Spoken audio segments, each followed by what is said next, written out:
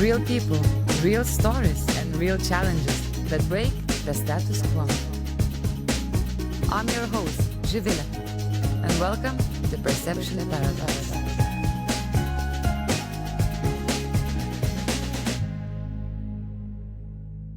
Ladies and gentlemen, welcome back to Perception Paradox. And today I am sitting at GoMore office in Copenhagen together with Matias, who is a CEO and co-founder of this great scale-up, not a startup anymore. Yeah, that's kind of, no? It's a matter of definition, yeah, but it is probably true. And thanks for coming and thanks for having me here.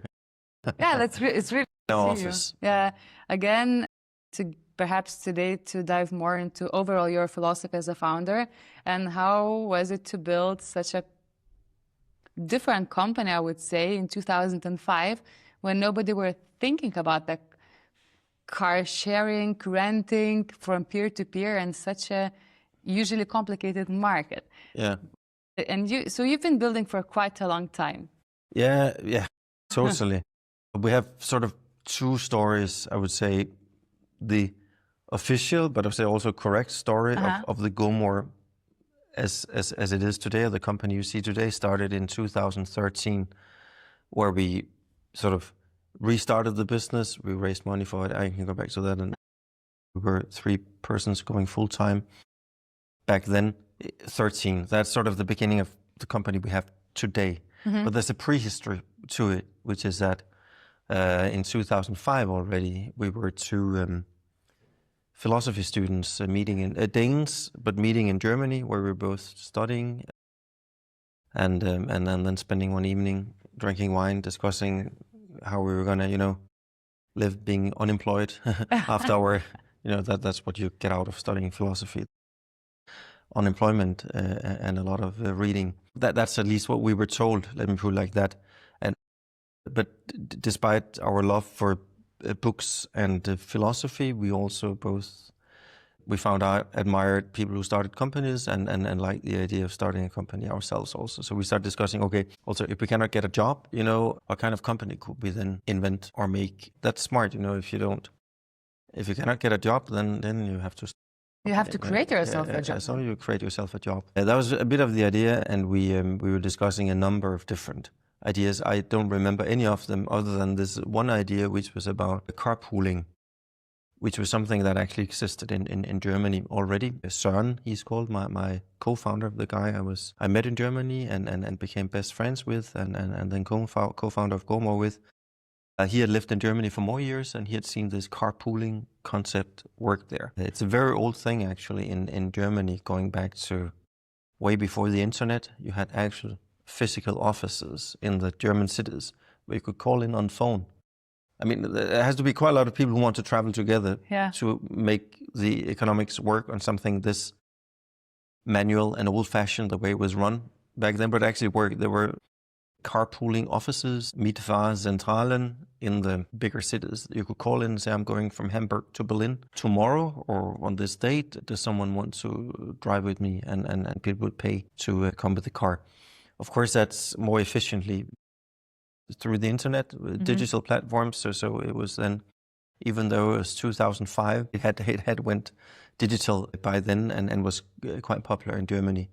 Anyhow, so it was not our, invention as such, carpooling. This is not what we do today, really, by the way, but that's the whole idea about sharing a car started. And then I thought, okay, I like this idea. You build a platform. Also, one thing is about having people share things. That's beautiful. But there's also some beauty to the idea of a platform where, you just build the platform and you lean back and you do nothing more because you have suppliers coming with something to sell and buyers buying something on the platform, and it's super easy and the business, runs by itself and it never goes like that, right? But at least the theory of a platform where you facilitate something that others they do between them was appealing to me. I had other friends who had also started businesses or internet businesses back then. So it was like, okay, maybe we can do something smart here. Let's build this for Denmark. I went back to Denmark and then we launched. It was actually 2005 we launched, so it was 2004. It's even longer ago where we had the first idea. We discussed, what could we do? And we came up with that idea of making people share cars in Denmark.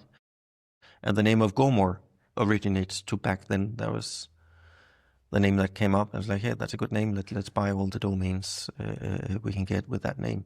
So we started in 2005, but and that was only carpooling, ride sharing, but like not ride hailing. It's not a taxi app we talk about. We talk about people going from one city to another, like Copenhagen, Aarhus, or Aarhus, Aalborg in Denmark, with empty seats in the car, and they can sell these seats. They can still do that in Denmark, but it's not what we do today. Is a different kind of sharing of cars. It's peer-to-peer car rental. I'll come back to that. But back then, this idea about not only meeting, you can say, a stranger, but also interacting with a stranger and, having something at risk, like money here. There was not that trust on the internet back then as there is today. It was still very early days. It's 2005. Well, it's 20 years ago, so it's a long time ago. But in a way, it's also, not that long ago. But the internet was very different.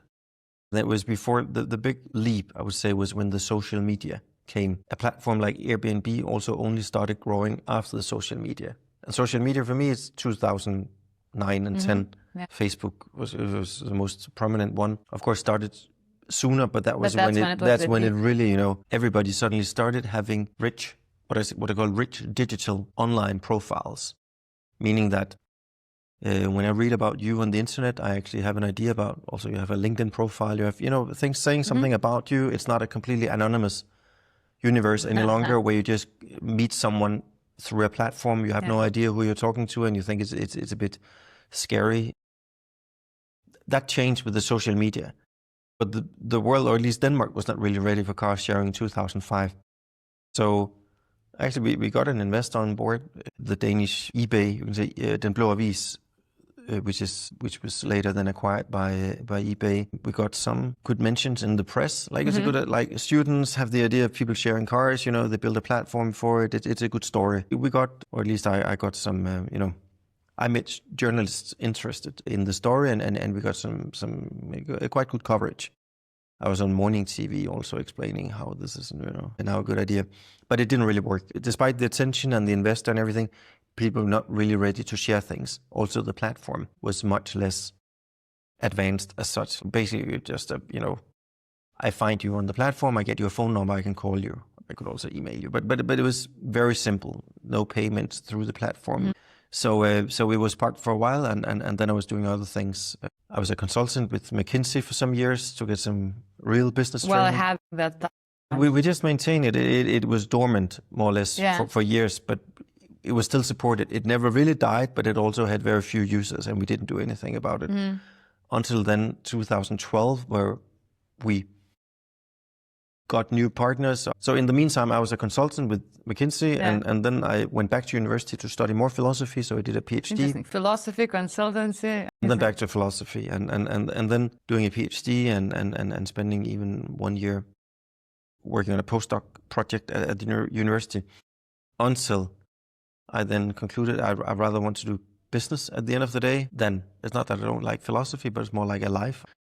Being at the university, that's not so easy and maybe not so rewarding all the time. So it's more like, for me, there's more freedom and creativity in making a business. And then, then we came to 2012, where we had a couple of other people join our little project here and developed a more modern version of the platform. And then in 2013, it started actually attracting so many members, this new version of GoMore.dk. It was still only a website and only for ride sharing or carpooling, but that we could raise money for it. Like, it started looking promising. Okay, there's some traction here. We should be able to build a real business. So we raised money and went full time in 2013. And that's then where you could say the company GoMore that exists today actually really started. But there's this long prehistory where also something happened, but then for years, nothing happened. And then since we then went full time, we had this idea that sharing cars the way we do it today, like peer-to-peer car rental, that was a big opportunity. And that's what we thought would be the bigger business going forward, which is then also what happened. Like, we kept doing ride sharing or carpooling, whatever you call it, but it was the other business that started growing and becoming bigger, and something we could also roll out in other countries eventually. Plus, we have a secondary business around leasing. You can have a more car from us on a more permanent basis and then share it on the platform.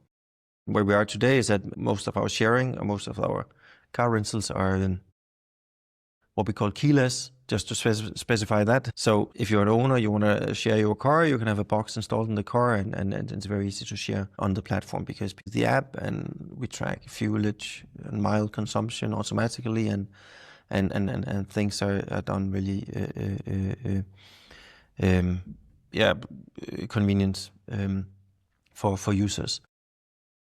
But just coming back to 13, there I would say we, whereas sort of the original sort of carpooling idea was not our own, like we saw it in Germany and we believed in it, that we could do it in other countries. Then peer-to-peer car sharing, or peer-to-peer car rental, what we do today, was really our own idea. And sometimes I'm a little impressed that we got, that was a really good idea. But when we then started doing it, we realized that others had got the same idea, like other companies were trying to do the same elsewhere.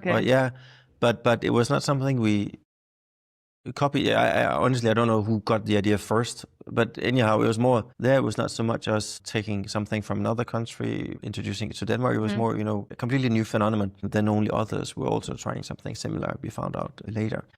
And that, I remember when we discussed it first, that it sounded a bit, also for me, sci-fi, like this idea that when your car is not in use, then someone else can use it. That was not a normal idea, really. It was quite, also for many, even today, many people don't want to share cars. But what I call the rational, intelligent, modern consumer, of course, shares things. It's not rational not to share something that you pay so much for a car, you get maybe 1% of value for the money you pay. It's parked most of the time, and then when you finally use it, it's just you driving alone in the car. It's so little. Like when you look at the actual capacity of a car and how it could be utilized, you get so much more value out of the car. And that's what we saw. And even though it sounded also to me, I remember when we were discussing it, like I loved the idea, but I was also like, okay, will people really do it? But we trusted they wanted because not so much because we're very idealistic or very philosophical, but also because there's just so much money at stake. Like really, that's something I'm really happy about here, that we found a business model that's only potentially good for the planet, but you can really save a lot of money, either as an owner who rent out your car, or as a renter, like who chooses to live without a car and then just rents a car when needed. And it was so sufficiently sort of meaningful that enough people then started adopting the idea or the concept when we launched it. And that was launched in 2014. 2014. And then for years, we were still also doing ride sharing and carpooling, also in other markets. So it took some time until we then decided that, okay, peer-to-peer car rental, that is the core of everything we do, and that is what we roll out in other countries. I would say that's still that's since 2019 that we have been doing that with a strategy and clear priority, and not being confused by other business areas or concepts at the same time. Well, that is so cool. Like a lot of founders kind of try to cover many different directions, and sometimes they don't choose one focus, and it clearly seems that you got some kind of result that showcase that that's the next directional focus for you when it comes to your business. Do you remember that pivoting moment where you got rid of carpooling and all the different trajectories and just continued having the focus on the garden? I remember it's maybe not so much a specific moment, but more like a specific year or two where we have been raising money, and we have been opening things like countries and concepts in country, like both ride sharing and then car rental. And in the beginning, you don't want to, or at least me, maybe I'm slow sometimes, you don't want to accept a defeat, or you don't want to accept a failure. You don't want to say something doesn't work. You just say, it's all probably going to work eventually. Let's just, it all makes sense. It's just a shame it's not working. Let's wait and see, a bit more. That's sort of also in the early days of a company, it's easier not having to tell stories of failure, But at some point we actually were live. We were in France and we were in Norway as examples. We came there because we did ride sharing. We thought we could compete with our ride sharing product, in these countries.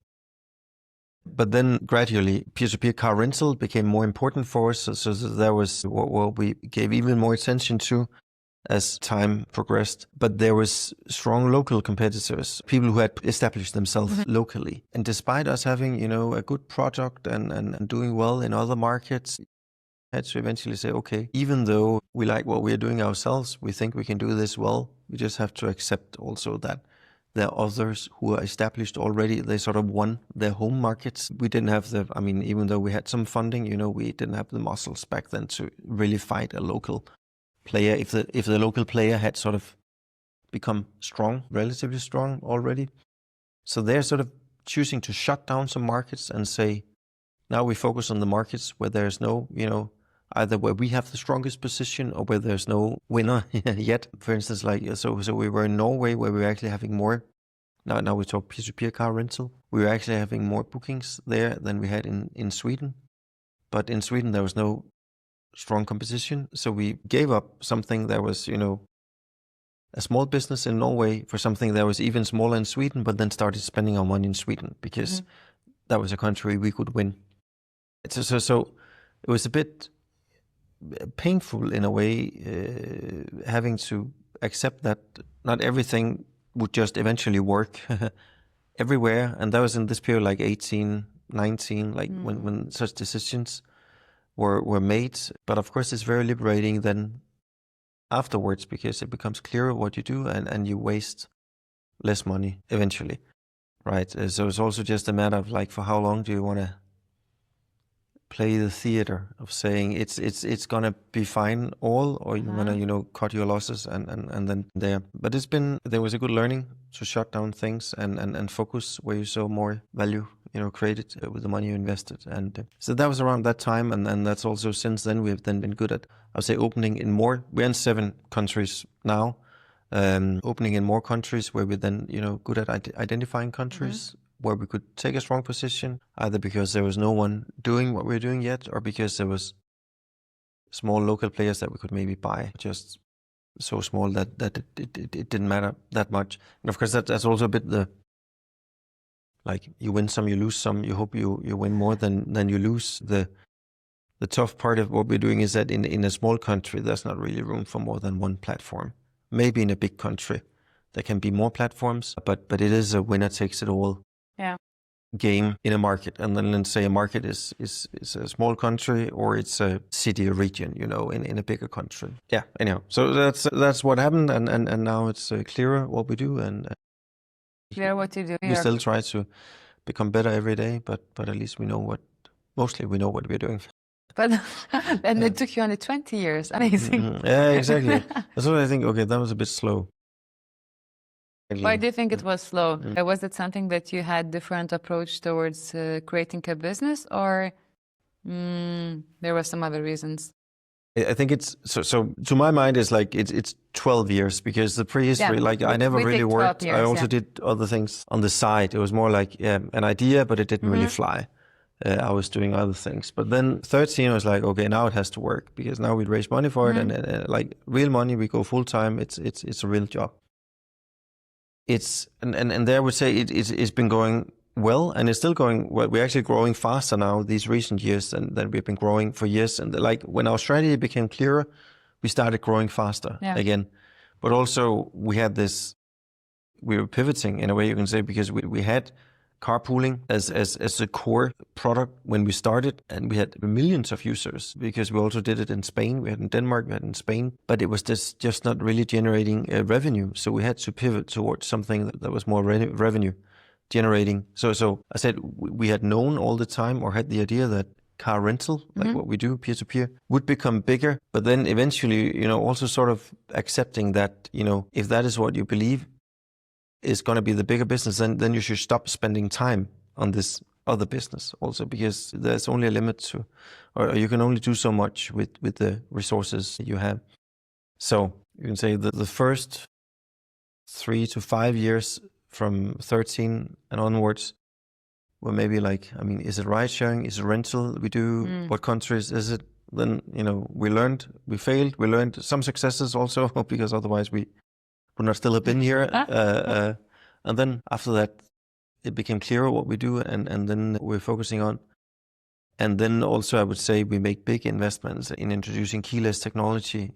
We have well about 5,000 cars driving without keyless technology. That's amazing. Now, which is also a big investment we made in making. Our largest competitor or threat, I would say, is not so much other rental companies or players in mobility. It's really car ownership, like people that just choose to buy a car instead of renting with us, because it's easier. So we need to make it as easy as possible all the time to make users stay with us for as long as possible.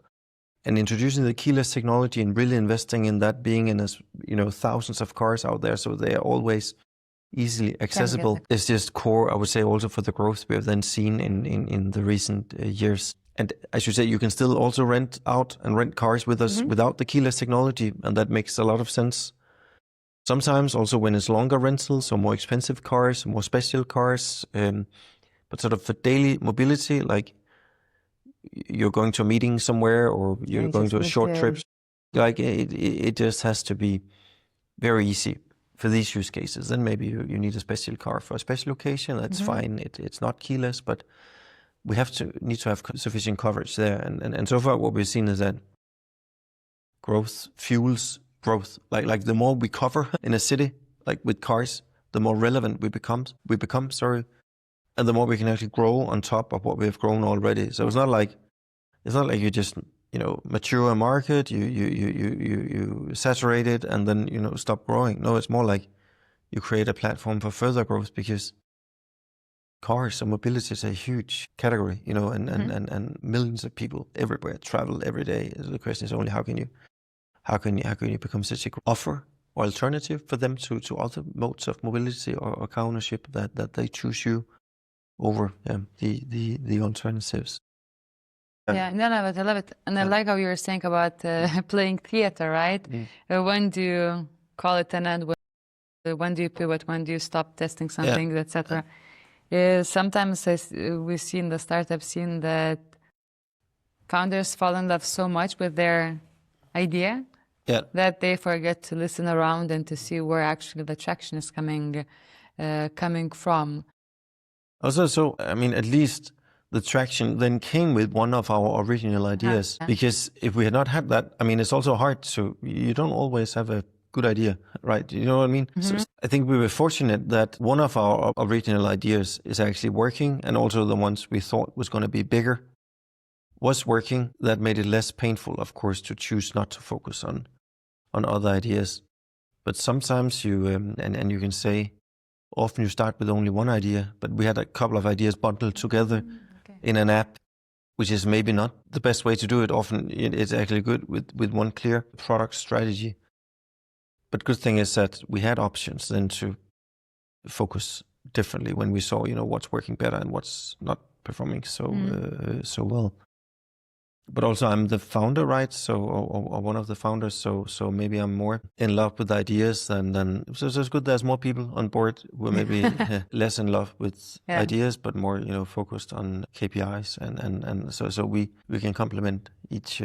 I'm very curious to ask you. So it's been a long journey, right? And peer-to-peer car sharing, it's a very, as we spoke about, tricky market as well. It's a lot about the mindset shift, but I don't know if you noticed any also cultural patterns. For example, if we look into the Baltic region, people there are coming with very ownership first mindset, right? Yeah. So owning a car is some kind of a differentiation of the status used to be. And only now young generations are actually transitioning into the car sharing. Have you noticed any patterns that say what kind of countries are adopting this kind of solution easier? We see countries growing faster and slower, right? But I don't see any clear pattern in the sense that I can see this kind of country is not growing and this kind of country is growing. The good thing is that, so what is our core group of users? It's what I call urban, well-educated, younger, middle class, actually having good incomes, good level of education, rationally choosing not to live with or to live without a car, or maybe also just not having a car. When I had my first job, I mean, I didn't have a car. It took years before I eventually got a car.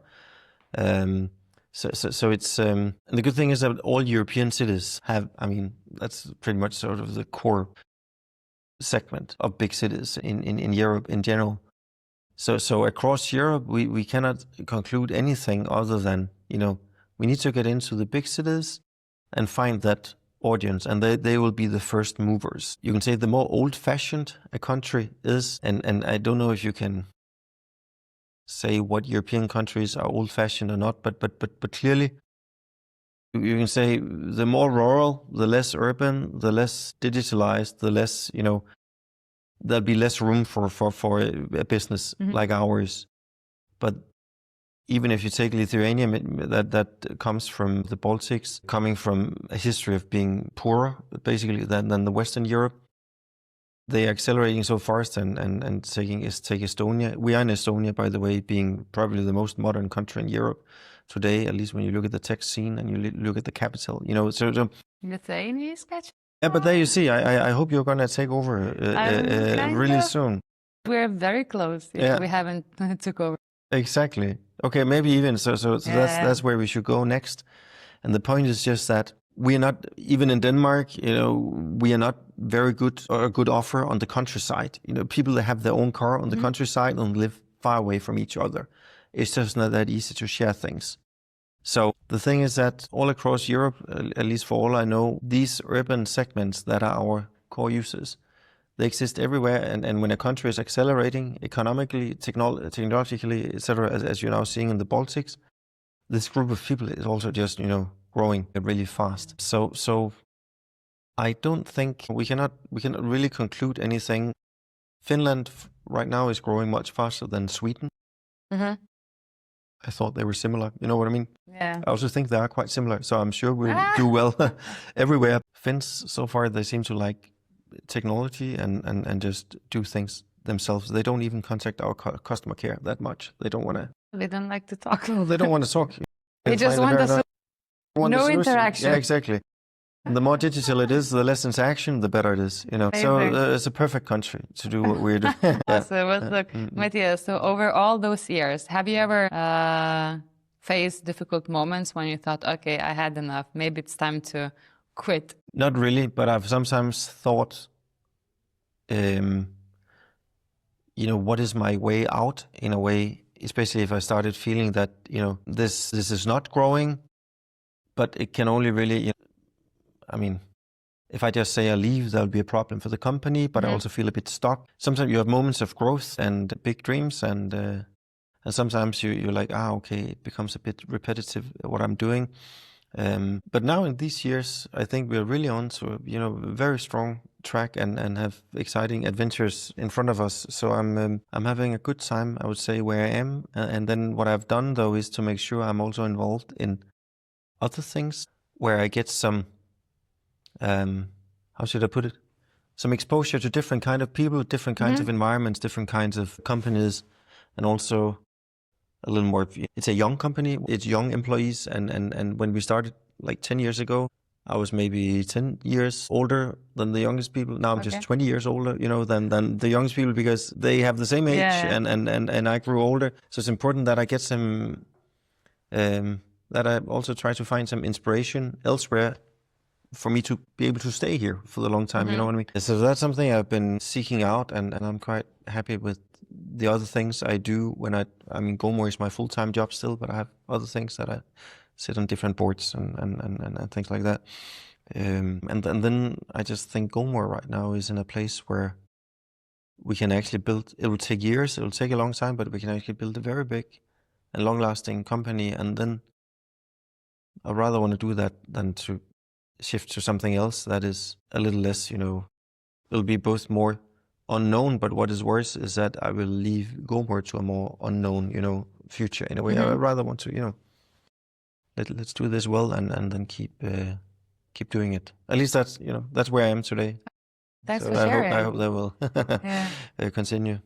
All right. And you mentioned now, okay, GoMore is growing, you're expanding, and obviously the important part of any company growth is the team. the people, the culture. So what is for you as a co-founder and CEO is important when it comes to company culture and growth in the nowadays when the work environment is changing so much from the generations, attention spans, hybrid workplaces? How do you approach the work environment and culture? So I would say overall, what has characterized GoMore is it's many different things. We have this mission that we say we help people share cars. That's our mission statement. Very simple. We help people share cars, but it's people we help. We are a people brand. I would say we are that both internally and externally. We have the best tech team in the world. I'm not even kidding. It's fantastic. It's fairly small, but it's amazing what they can do with the few and right people. But we are not a tech brand. At least when we talk about, what our values is that we help people to share things between them. We help them help each other. You can say we're a facilitator of something good happening between people. I think we managed to find team members who like that mission and take responsibility for it. We try to, also when we recruit, I like people who are what I would call well-rounded. You have to be good at business, or you have to be good at engineering, or you have to be good at, but you also have to be good at just in general, having an opinion about politics or life, or what's a good life and how should people treat each other. And people who are able to sort of holistically take some responsibility for what they do. I think that characterizes people working here, and especially also the people working in our customer care departments. So it's, and that just means I think in general we've had a really high quality in people and culture, just to be honest, here all the years we've existed. And I think that's still here, and I think it's something that is, I think we can keep it, but I also sometimes think that, okay, maybe I should, now I should get involved again in discussing people and culture, because the more we grow, the more distant, in a way, I become to parts of the business, and then, expect people to know what I think if I don't spend some time talking to them. You know what I mean? 100%. So I think that's one of the risks you have of growing, that there's less connection between the people in the company. And I might sit here talk about values and people, and no one else have ever heard it before. Maybe they have to hear your podcast, So, I hope they get the... Yeah, but sometimes, it's... Even if you organize it, what if they're not at work the day you talk about it, or they forget about, so it's important you spend some time together as colleagues, both socially and professionally. And that is something I'm, you talked about the changing work environment, work job market, etc. That's something that is probably only getting harder, not necessarily in the bad way. I think we can do it and have fun with it still, but if we don't do it and keep focusing on it, it's going to be more difficult, because people are changing jobs probably even faster now than they were 10 years ago. And I'm a bit more distant than I were. Like, if I don't pay attention, or remember to spend the right time with the right people. But so far, I think we are doing good. And I'm actually really proud that we are, we're not the kind of company that is outsourcing our customer service. You know what I mean? No, customer service, that's the core of our business. And the management group pretty much comes out of running operational teams. It's not something that is secondary to, no, it's the core of our business. We'll try to keep doing that. Keep the momentum and the relationship building. How many people you have right now? 100. Wow, that's quite a size already. Yeah, but again, it's also not so many that it's not possible for everybody more or less to know who is everybody. Yeah. So there are no excuses still of not spending time with people. All right, we're getting closer to the end, and I want to ask you one more question related to, again, team dynamics. And you are not the solo co-founder, right? You have co-founder or co-founders? Yeah, so there is one co-founder, and the guy who... 2004, the other philosopher who also needed a job, he works at university today, by the way. Okay. But then there was other people joining early on before we went full time. One of them still being with the company. Amazing. Being the CTO today. Well, he doesn't have that title. He doesn't want to, he's a developer. But together with a few other really senior developers, he's the one making sure that our technology is always up and running. Technically speaking, we're two founders. Okay. And you made it so far, right? So what are those essential characteristics of matching people together to start something that grows into a company you are leading right now? What was important for you? Because, sometimes we hear also quite a lot of stories that the most difficult part when you start a company is not about the idea or financing. It's actually finding the right people to do that. You can say also the right values in a way. You have to be able to live with each other for a long time. Now, my original co-founder, Søren, he's one of my very best friends and still is. He never worked for the company because he worked at university. But in a way, that was a comforting for me to have someone who I could talk about, talk to about things, not only about business, by the way, but about everything else than business. And then there was the two people who joined in 12 and 13, you can say, when we then full-time, a designer called Lasse. He stopped after some years though, and the lead developer, Jakob, who's still with us. I don't know, we had good fun and energy. We were extremely productive together, and I think we shared a lot of values in terms of what do we like a business to stand for, and how do we like a company not to be a corporate company, but a company of free people and things like that. And it's not without conflicts, and there's also been, one was leaving after some years. But overall, I think there are some core DNA or values that are still shared and also mean that we appreciate the company of each other than just it being a working relationship. And that is fortunate, because you cannot really know that often before you go into it, or you might grow sick with each other, before you know it.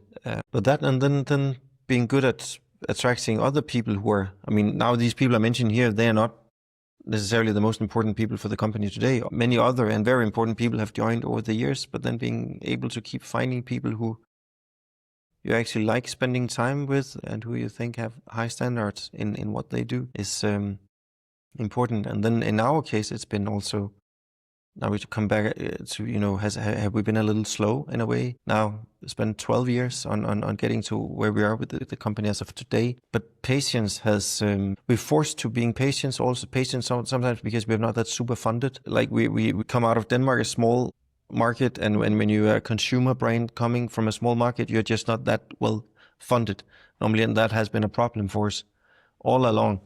But it actually also means that we're one of the surviving platforms within our space, because other platforms have been more or less, killed by funding, spending way too much money, have never been able then to hit the right balance between income and or revenue and cost.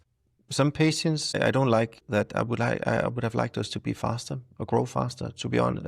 Of course, you always want that, but having then kept doing what we're doing and still, being ambitious about it, not lowering your standards, even though it's more than 10 years ago you started, of course, also is super crucial. And that also, you can only do it if you like the people you are with, right? Otherwise, you cannot really do it. Yeah, consistency is the key as well, at your own pace. All right, Matias, we're getting closer to the end, and I have this tradition on the podcast to leave the listeners with a question to ponder. Usually it's about entrepreneurship, philosophy, anything you feel like maybe yourself, you have a question you're trying to find the answer. Maybe you would like to share with the audience who is here with us today. Sorry. A question to ponder through the day for everyone who are here with us today listening to the episode, and they can continue thinking about business, entrepreneurship. Then they can think about who they would most want as business partners if they were to start a company. Awesome. That's a very great way to end. So, ladies and gentlemen, thank you. It was Matias from GoMore, and the journey of entrepreneurship, how are at different paces you can build great companies at your own speed with the right people. Thank you so much, and thank you for having me. Thank you, Matias.